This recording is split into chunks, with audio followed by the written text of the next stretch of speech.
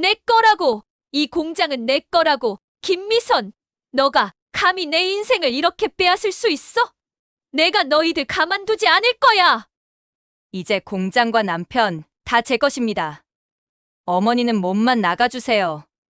법정에서 며느리 김미선이 내뱉은 이 한마디에 제 67년 인생이 산산조각 났습니다. 제 이름은 최영자입니다. 올해 67.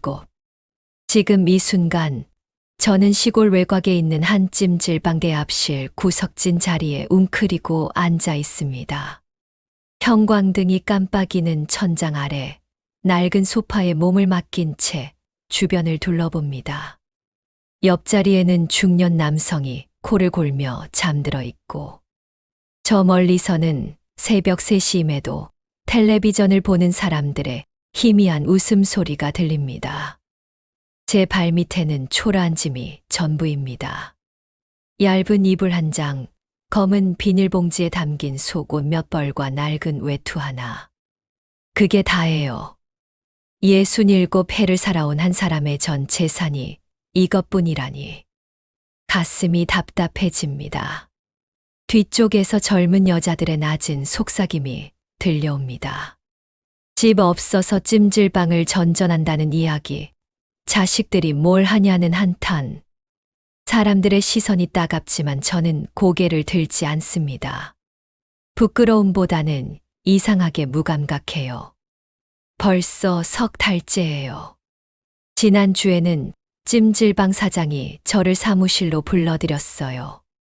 40대 중반쯤 되어 보이는 그 사람은 책상에 팔꿈치를 괴고 짜증스러운 표정으로 말했어요.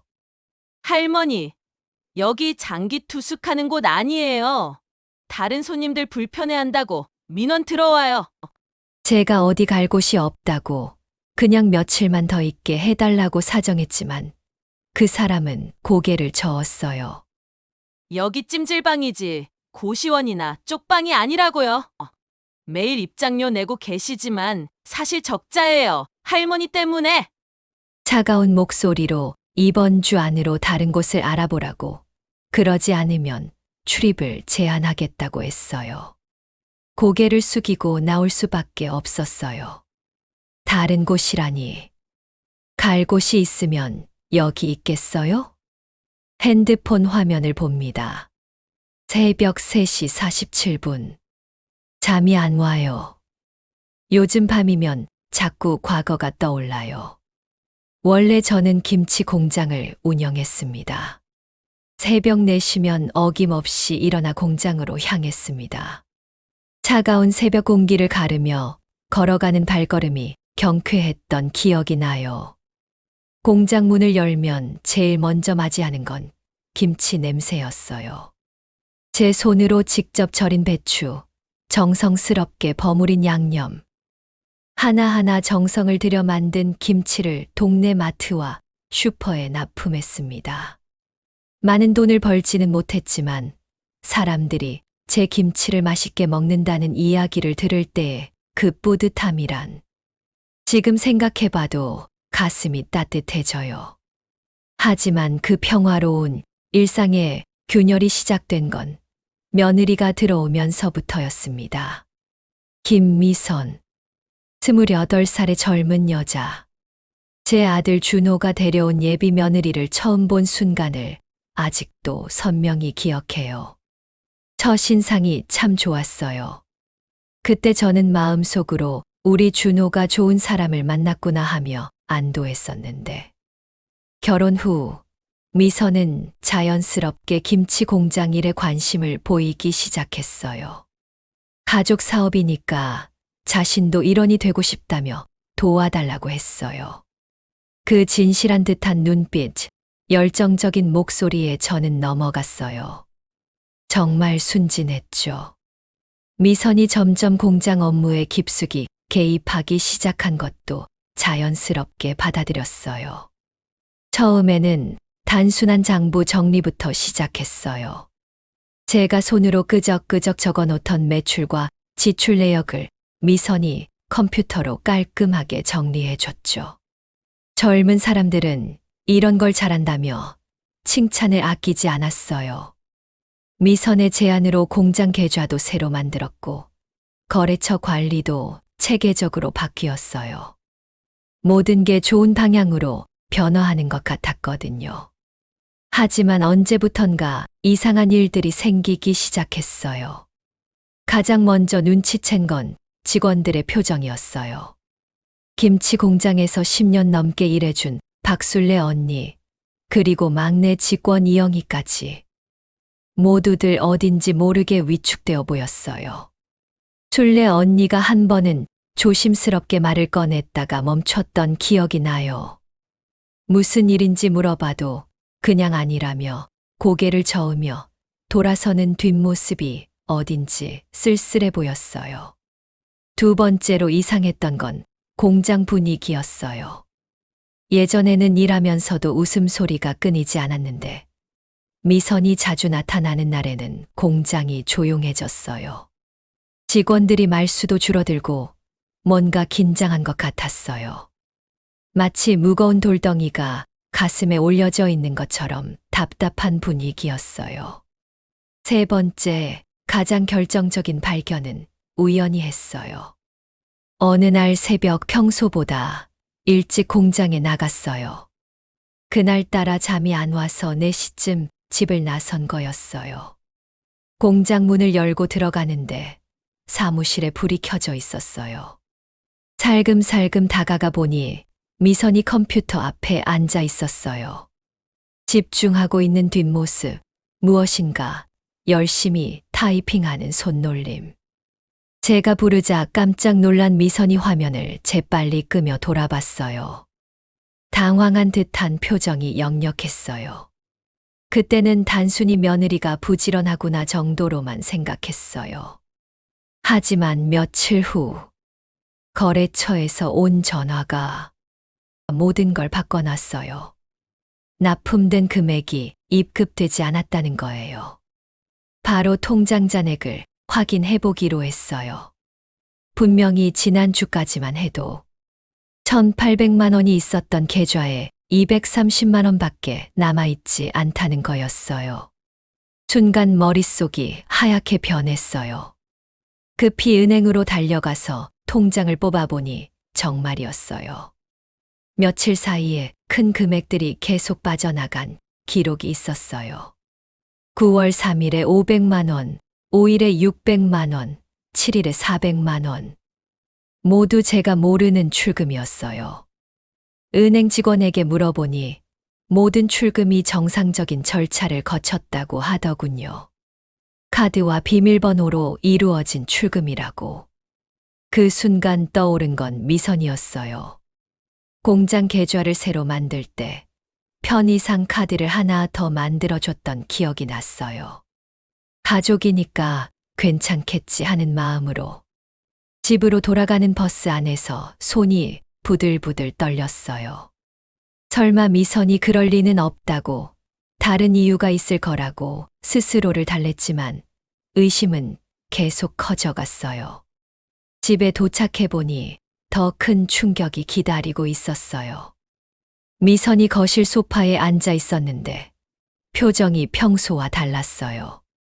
공장 돈 관련해서 말을 꺼내려는데 미선이 먼저 입을 열었어요. 그리고 내뱉은 말은 제 가슴에 비수를 꽂는 것 같았어요.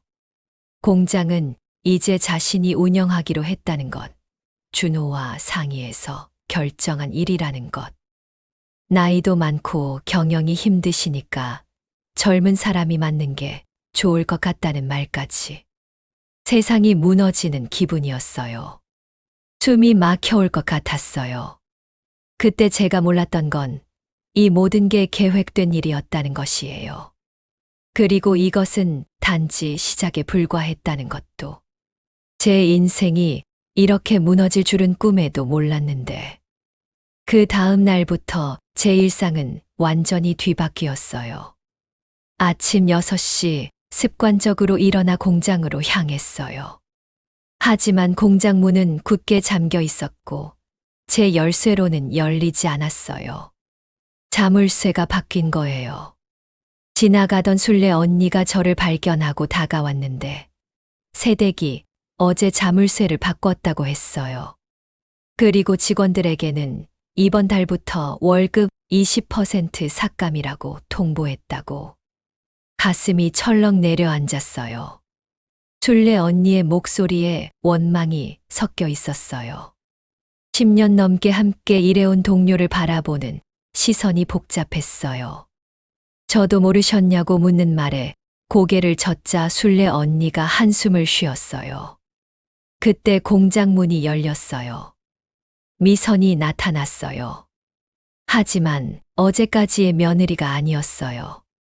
정장을 단정하게 차려입고 서류 뭉치를 손에 들고 있었죠. 냉정한 목소리로 제게 왜 여기 있냐고 물었어요. 마치 불청객을 대하는 것 같았어요. 갑자기 자물쇠를 왜 갔느냐고 물으니 보안상 필요해서 그랬다고 하더군요. 이제 내가 관리하니까 내가 알아서 할게요. 관리라는 말에 제 목소리가 떨렸어요. 분노와 당황이 뒤섞인 떨림이었죠. 누가 언제 넘기라고 했냐고 물으니 준호가 동의했다고. 나이 많으니까 쉬라고 했다고. 그때 핸드폰이 울렸어요. 아들 준호였어요. 전화 너머로 들리는 준호의 목소리는 차가웠어요. 미선이가 말했을 텐데 이제 공장은 미선이가 맡기로 했다고. 요즘 경영도 힘들어 하시니까 미선이가 전고 능력도 있다고. 능력이 무슨 능력이냐고 물으니 전화 너머로 한숨 소리가 들렸어요. 이제 그만 좀 하라고. 미선이 말로는 제가 계속 간섭해서 일하기 힘들다고 하더라는 거예요. 간섭이라니. 제가 제 공장에서 간섭을 한다고요? 전화를 끊고 미선을 바라봤어요. 그녀의 얼굴에는 차가운 미소가 번져 있었어요. 시대가 변했다며 이해해달라는 말을 끝으로 미선은 공장 안으로 들어갔어요. 그리고 문을 닫았어요. 제가 20년 넘게 일해온 공장 문이 제 앞에서 닫혔어요. 술래 언니가 제 어깨를 조심스럽게 두드리며 자신들도 어쩔 수 없다고, 일자리를 잃을 수는 없다고 했어요. 이해했어요. 술래 언니에게도 가족이 있으니까요. 하지만 그 이해가 마음의 상처를 덜어주지는 못했어요. 집으로 돌아가는 길, 발걸음이 무겁기만 했어요. 그리고 집에서 더 큰 충격이 기다리고 있었어요. 거실 테이블 위에 서류 뭉치가 놓여 있었어요. 이혼 합의서라고 적힌 제목이 눈에 들어왔어요. 남편 철수가 소파에 앉아 담배를 피우고 있었어요. 평소에 담배를 끊었다고 했는데 미안하다는 말로 시작된 철수의 설명은 충격적이었어요. 미선이가 말하기를 쟤 때문에 준호가 힘들어한다고, 공장 일로 빚이 많이 늘었다고, 이혼하면 미선이가 다 정리해준다고. 순간 세상이 빙글빙글 돌았어요. 무릎에 힘이 빠져 주저앉을 뻔했어요. 빚이 뭔 빚이냐고 물으니 미선이가 계산해 보니까 12억 가까이 된다고 하더군요. 말이 안 나왔어요. 공장 운영은 어려웠지만 12억의 빚이라니 그럴 리가 없었거든요. 30년 넘게 살아온 아내를 그런 이유로 버린다고 하니 철수가 담배를 끄며 일어났어요. 자신도 이러고 싶지 않지만 준호 생각을 해봐야 한다고. 빚 때문에 준호까지 고생할 순 없다고. 준호는 뭐라고 했냐고 물으니 준호도 어쩔 수 없다고 했다더군요. 그때 현관문이 열렸어요. 준호와 미선이 함께 들어왔어요. 준호의 목소리는 담담했어요. 감정이 전혀 느껴지지 않는. 아빠가 말씀드렸냐고 물으며 현실을 받아들이라고 했어요. 엄마, 현실을 받아들이세요. 공장은 이미 망했어요. 어쩔 수 없잖아요. 공장 운영 실패와 부채 누적, 책임을 누군가는 져야 하잖아요. 공장은 이미 망했다고. 망했다고요?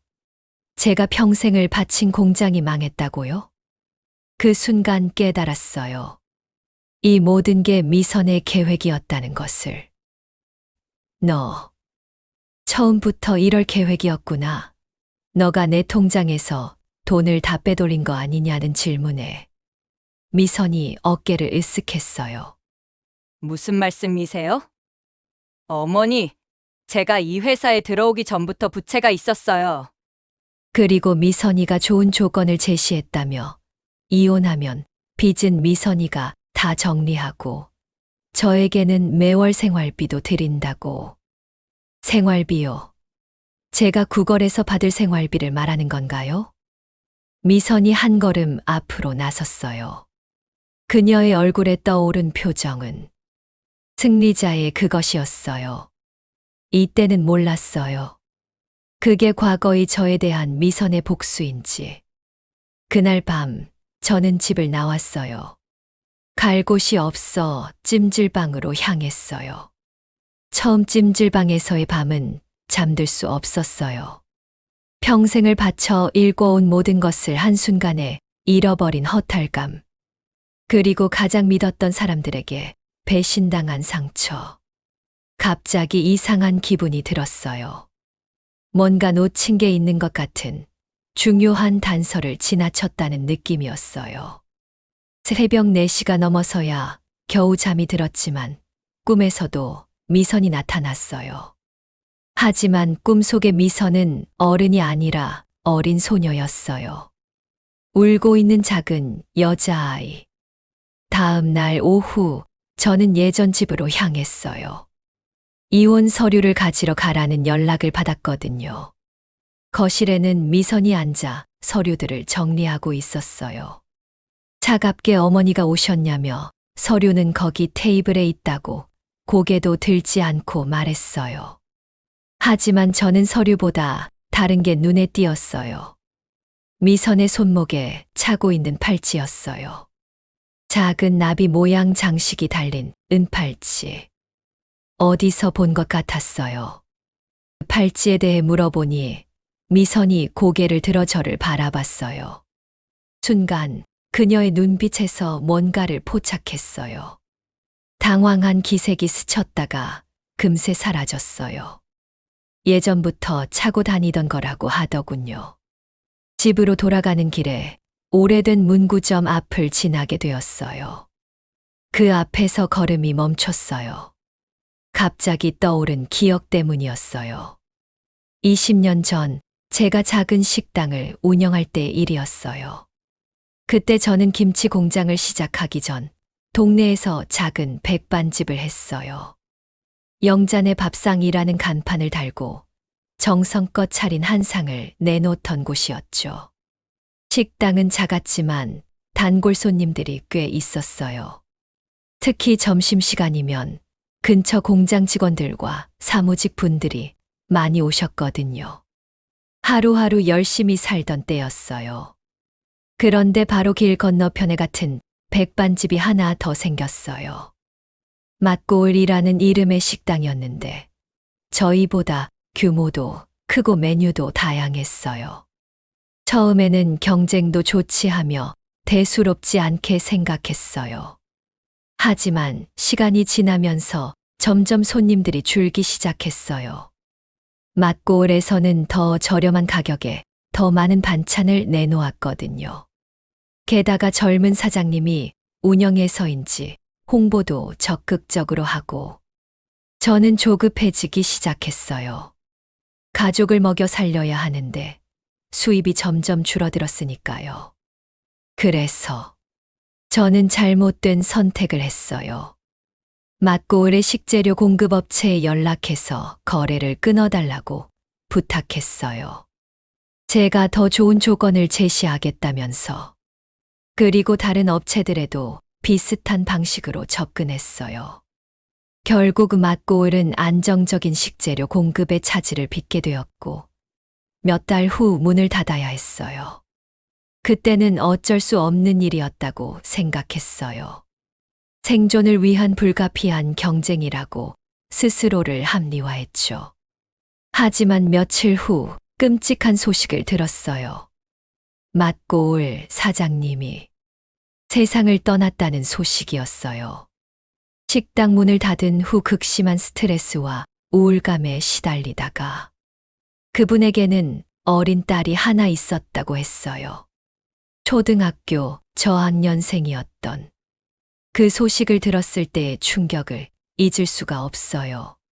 제가 한 일이 단순한 경쟁이 아니라 한 가정을 파괴한 것이었다는 깨달음.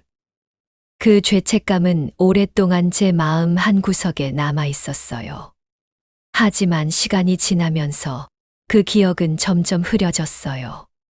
바쁜 일상에 묻혀 잊고 살았던 거죠.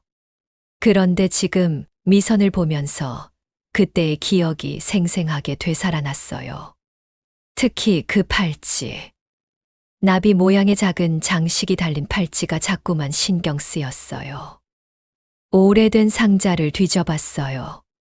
예전 식당 시절의 사진들을 찾기 위해서였어요. 한참을 뒤진 끝에 오래된 사진첩을 발견했어요. 누렇게 변한 사진들 사이에서 찾았어요. 식당 개업 때 찍은 사진이었어요. 동네 분들이 축하해 주러 오신 날의 사진이었죠. 그 사진 한 구석에 작은 소녀가 보였어요. 맞고 올 사장님의 딸이었어요. 엄마 손을 잡고 축하해 주러 온 어린 소녀. 그 아이의 손목에도 나비 모양 팔찌가 차여 있었어요. 사진 속 소녀의 얼굴을 자세히 들여다봤어요.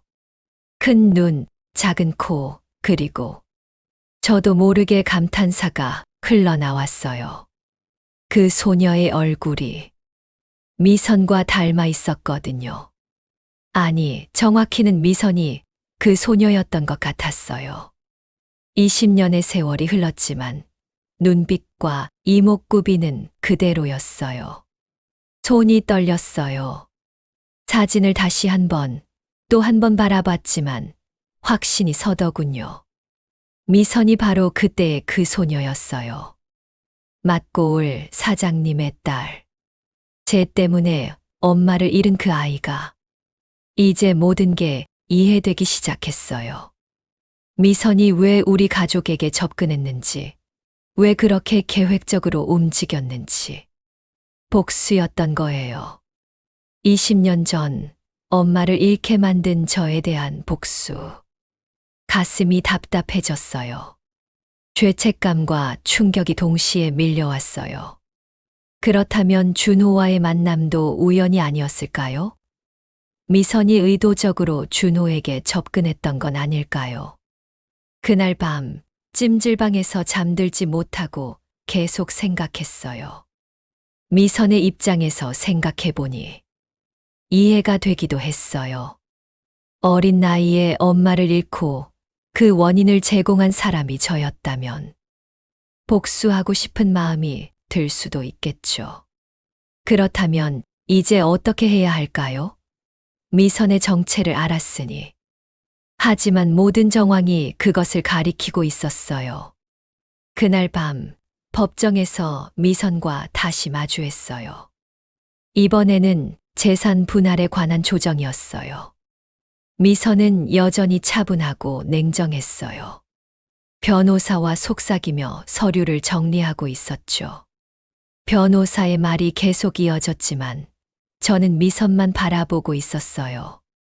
9살 어린 소녀였던 그 아이가 이제 28살 여성이 되어 제 앞에 앉아 있다는 게 믿어지지 않았어요. 조정이 끝나고 복도에서 미선과 마주쳤어요. 변호사는 먼저 가고 우리 둘만 남았어요. 제가 조심스럽게 내 엄마 이름이 김은이었지 하고 말을 꺼내자 순간 미선의 표정이 변했어요. 놀라움과 당황이 스쳤다가 곧 차가운 표정으로 돌아왔어요. 무슨 말씀이냐고 하기에 맞고 올 식당 기억나지 않냐고 물었더니 이번에는 미선의 얼굴이 완전히 굳었어요.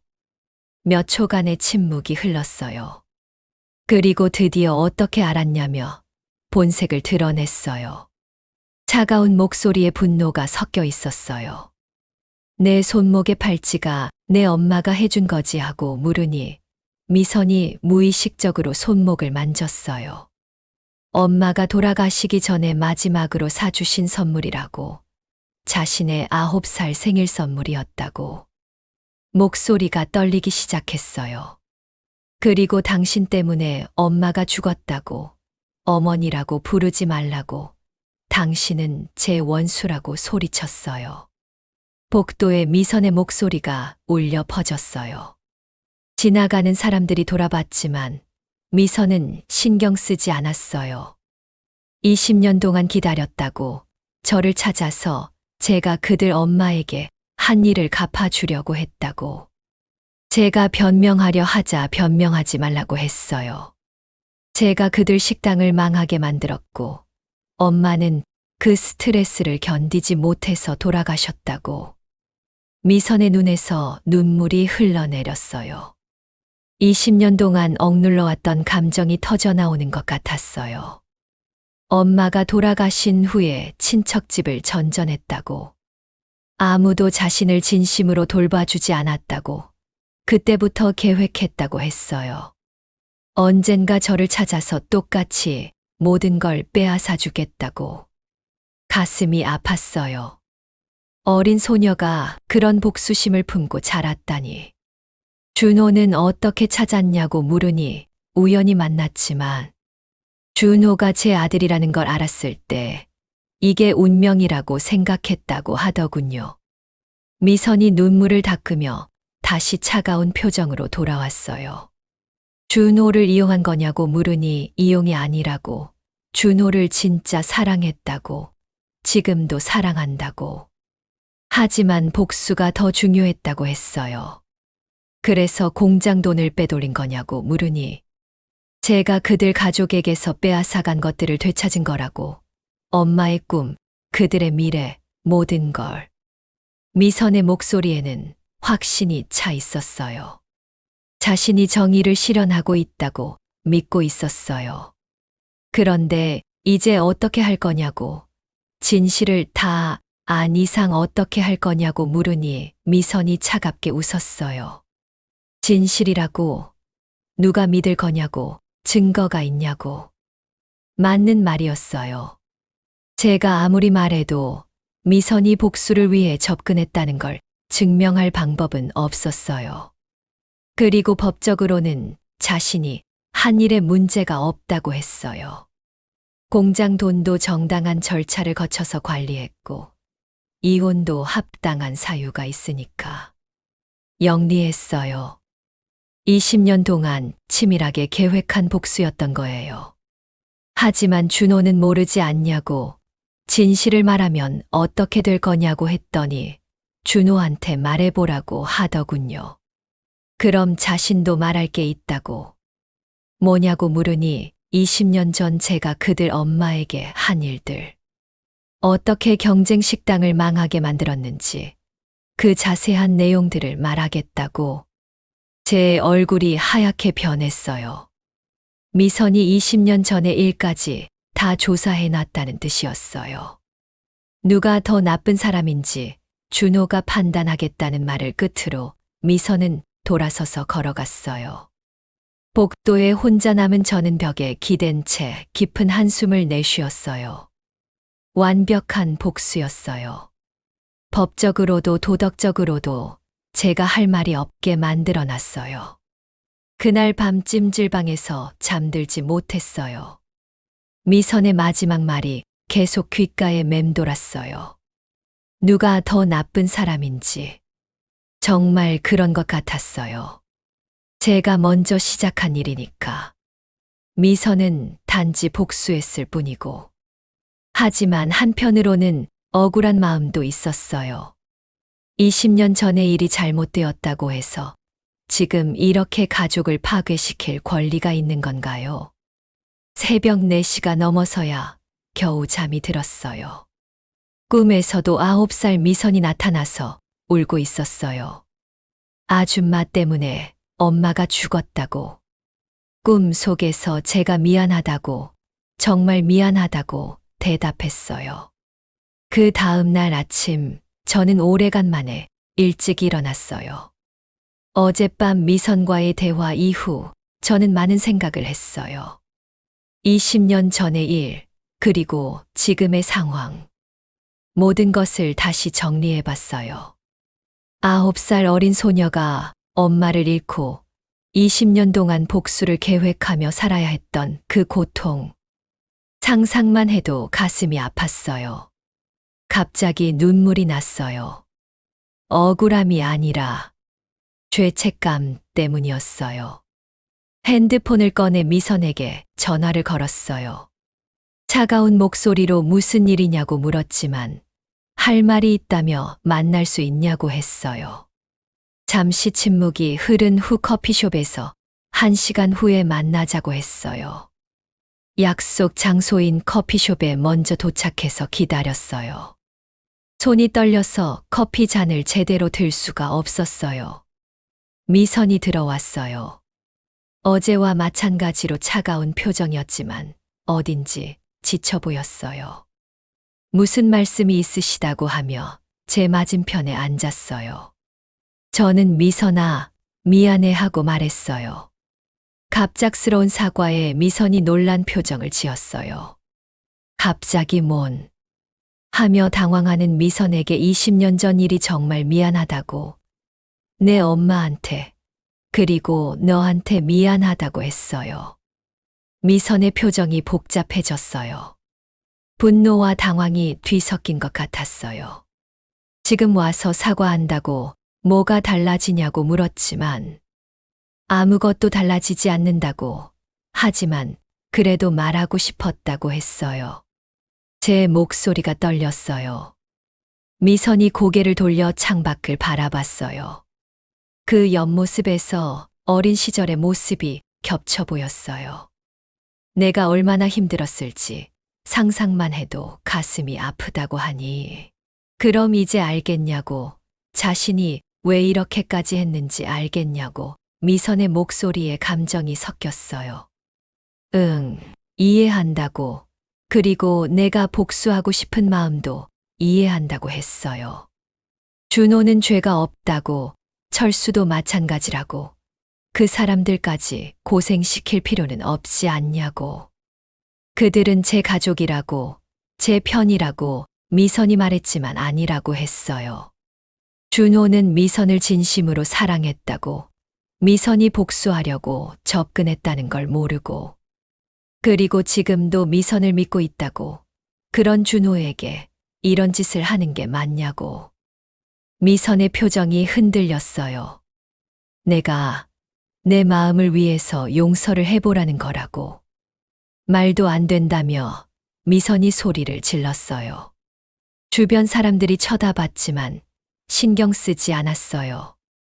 20년 동안 자신이 얼마나 힘들게 살았는데 용서하라고 하냐며.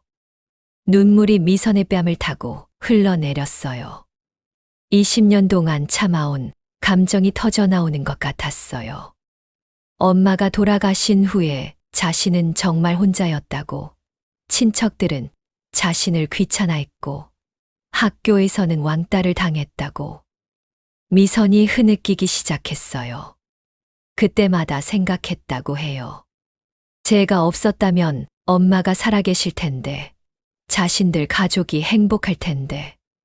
제 가슴도 아팠어요. 그 어린 소녀가 견뎌냈을 고통을 생각하니. 미선아. 하려는데 하지만 이제 와서 용서하라고 하냐며 그럴 수 없다고 소리쳤어요. 미선이 가방을 들고 일어났어요. 잠깐 미선아 하고 불렀지만 미선은 돌아보지 않고 커피숍을 나가버렸어요. 혼자 남은 저는 한동안 자리에 앉아 있었어요. 미선의 눈물을 보니 가슴이 더욱 무거워졌어요. 내가 정말 너무 늦었나 하는 생각이 들었지만 포기할 수는 없었어요. 다음 날 저는 편지를 쓰기 시작했어요. 미선에게 보낼 편지였어요. 말로는 다 전하지 못한 제 마음을 담은 편지를 쓰는데 하루 종일 걸렸어요. 찜질방 한 구석에 앉아서 편지지에 한 글자 한 글자 정성껏 적어 내려갔어요. 쓰다가 찢고 또 쓰다가 찢고 10번도 넘게 다시 썼을 거예요. 마음을 제대로 전달하고 싶었거든요. 변명이 아니라 진심으로 미선의 마음에 닿을 수 있도록. 미선에게 보내는 편지에는 20년 전 제가 저질렀던 일이 9살짜리 어린 미선에게 얼마나 큰 상처를 줬는지 이제야 제대로 깨닫게 되었다고 적었어요. 그때 저는 단순히 생존을 위한 경쟁이라고 생각했지만 그건 변명에 불과했고 결과적으로 한 사람의 생명을, 한 가정을 파괴한 거라고 인정했어요. 미선의 엄마 은희 씨가 얼마나 좋은 분이었는지 이제 와서 말해봐야 소용없겠지만 저도 안다고 그분이 얼마나 착하고 성실한 분이었는지 안다고 썼어요. 그리고 미선에게 용서를 구하려는 게 아니라고 제가 한 일은 용서받을 수 없는 일이니까요. 하지만 미선에게 부탁하고 싶은 게 있다고 썼어요. 이제 그만 복수는 멈추고 자신의 행복을 생각해보면 안 될까 하고 준호는 미선을 진심으로 사랑한다고 그 아이의 사랑을 이용하는 건 미선의 엄마가 원하는 일은 아닐 거라고 미선의 엄마는 분명 미선의 행복을 바라고 계실 텐데 만약 미선이 원한다면 제가 모든 걸 포기하겠다고 썼어요. 재산도 가족도 미선이 원하는 모든 걸 줄 수 있다고. 하지만 그 대신 준호만은 해치지 말아달라고. 그 아이는 정말 죄가 없다고. 그리고 미선 자신도 더 이상 상처받지 말았으면 좋겠다고. 복수는 또 다른 상처만 낳을 뿐이고. 미선의 엄마도 하늘에서 지켜보고 계실 거라고. 미선이 행복했으면 하실 거라고. 정말 미안하다고. 그리고 이제는 행복해지라고 편지를 마무리했어요. 편지를 다 쓰고 나니 눈물이 났어요. 제 평생의 잘못을 인정하고 진심으로 사과하는 마음이 담긴 편지였어요. 편지를 봉투에 넣고 미선이 사는 아파트로 향했어요. 직접 전해주고 싶었거든요. 아파트 경비실에 편지를 맡기고 돌아오는 길, 마음이 조금은 가벼워진 것 같았어요. 해야 할 말을 다 했다는 안도감이었을까요? 이틀 후, 미선에게서 전화가 왔어요. 편지 받았다는 말과 함께 목소리가 어제까지와는 달랐어요. 차갑긴 했지만 적대감은 많이 줄어든 것 같았어요. 만나서 이야기하자고 하더군요. 이번에는 공원에서 만나기로 했어요. 벤치에 앉아 기다리는데 미선이 나타났어요. 손에는 제 편지를 들고 있었어요. 편지를 읽어봤다고 정말 진심이냐고 물었어요. 미선의 목소리에 의심이 섞여 있었어요. 20년 동안 원망해온 사람의 사과를 쉽게 믿기는 어렵겠죠. 진심이라고 했어요. 제가 평생 후회하며 살아야 할 일이라고. 미선이 편지를 다시 펼쳐봤어요. 이렇게 사과한다고 해서 엄마가 돌아오는 건 아니라고 하더군요. 그래, 돌아오지 않는다고 했어요. 그럼 왜냐고, 왜 이제 와서? 하는 미선에게 너 때문이라고 했어요. 미선이 고개를 들어 저를 바라봤어요. 내가 복수하느라 스스로를 망가뜨리고 있는 걸 보니까 마음이 아파서. 제 걱정을 해주시는 거냐고 묻더군요. 응, 내가 내 원수라고 해도 9살 때 엄마를 잃은 그 아이를 생각하면 가슴이 아프다고 했어요. 미선의 눈에서 또 눈물이 흘렀어요. 자신은 20년 동안 복수만 생각하고 살았다고. 다른 건 아무것도 할 수 없었다고. 공부도 친구들과 어울리는 것도 모든 게 의미 없었다고. 미선이 흐느끼기 시작했어요. 준호를 만났을 때도 처음에는 정말 복수만 생각했는데 시간이 지나면서 진짜로 사랑하게 됐다고. 그럼 더더욱 하려는데 하지만 복수를 포기할 수는 없었다고. 그러면 지금까지 견뎌온 시간들이 무의미해지는 것 같았다고 하더군요. 제가 미선의 어깨에 손을 올렸어요. 이번에는 미선이 뿌리치지 않았어요. 미선아, 내 20년이 무의미하지 않다고.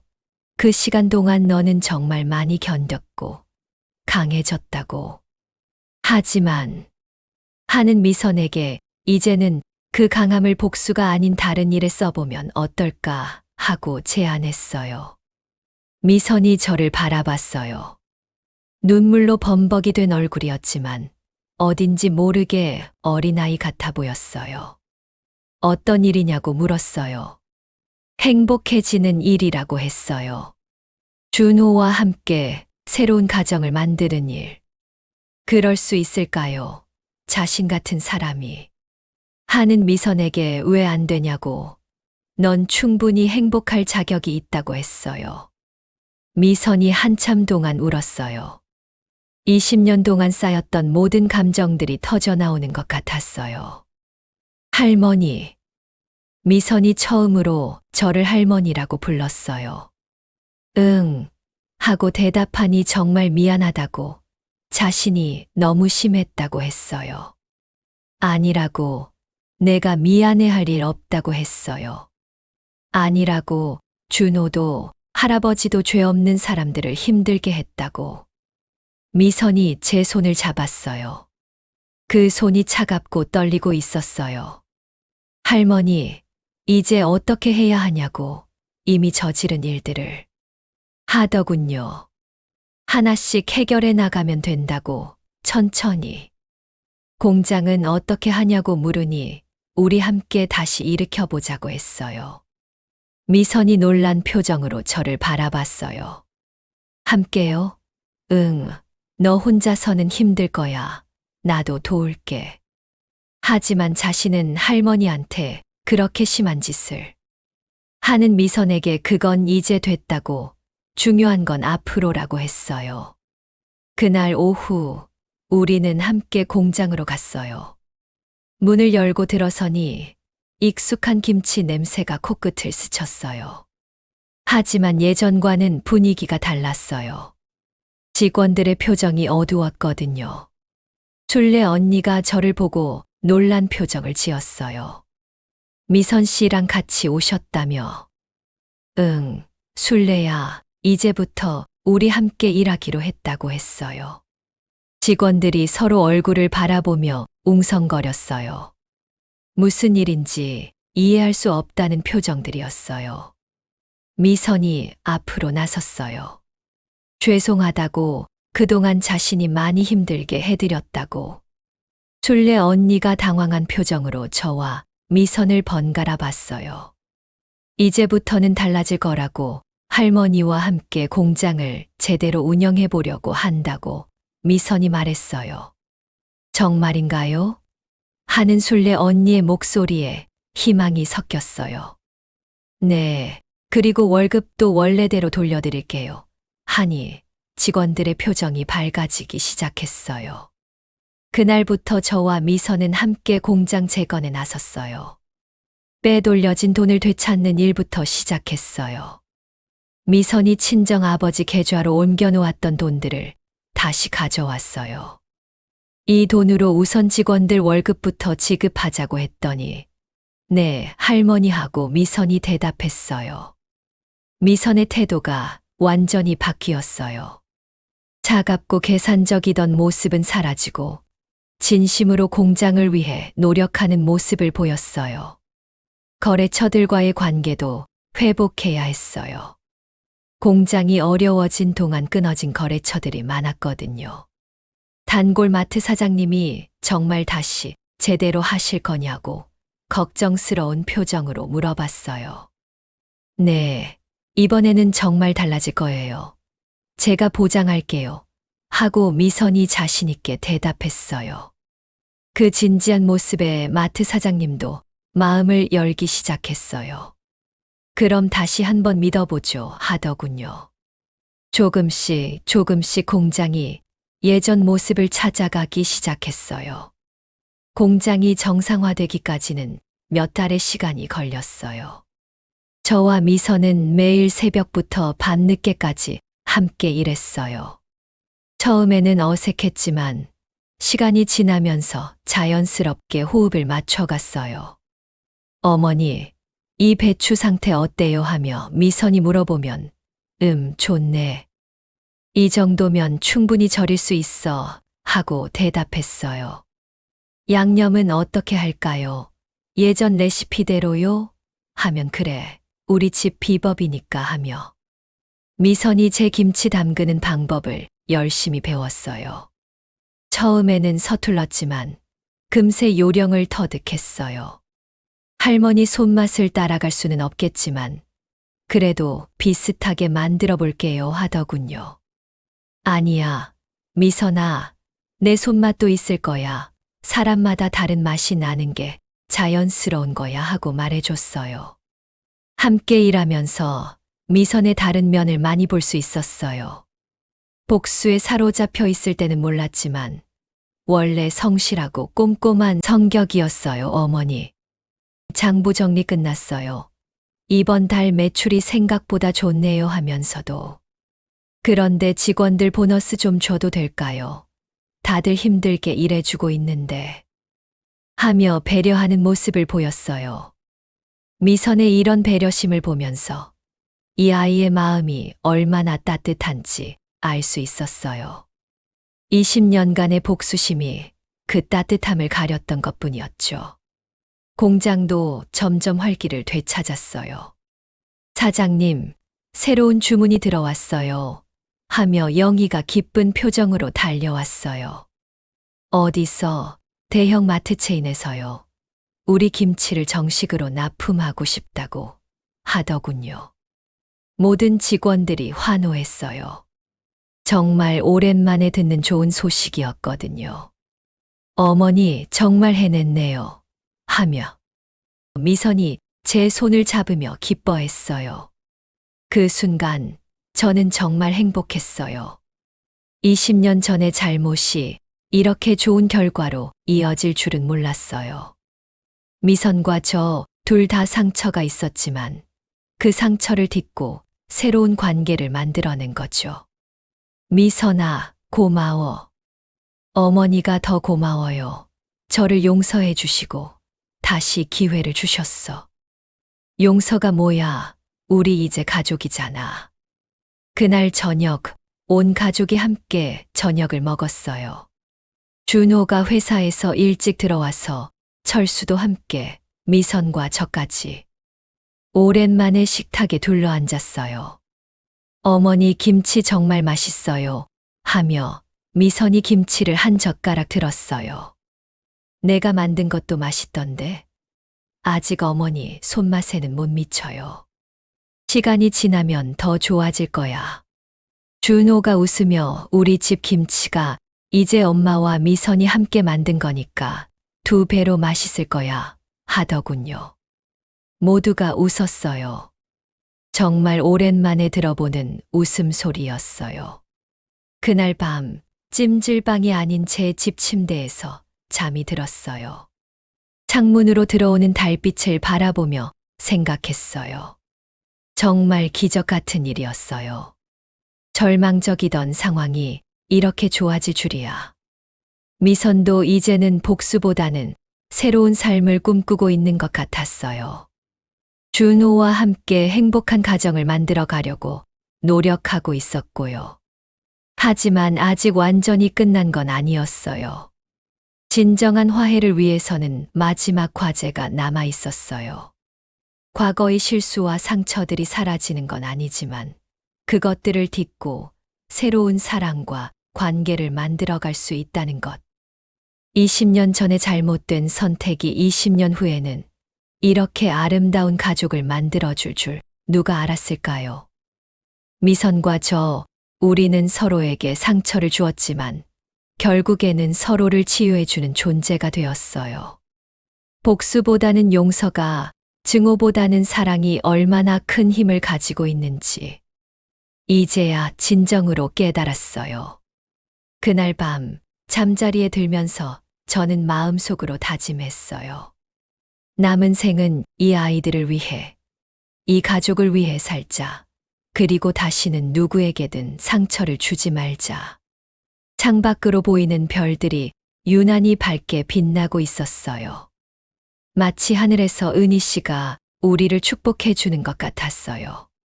지금 저는 69세가 되었어요. 인생의 황혼기에 이런 큰 깨달음을 얻게 될 줄이야.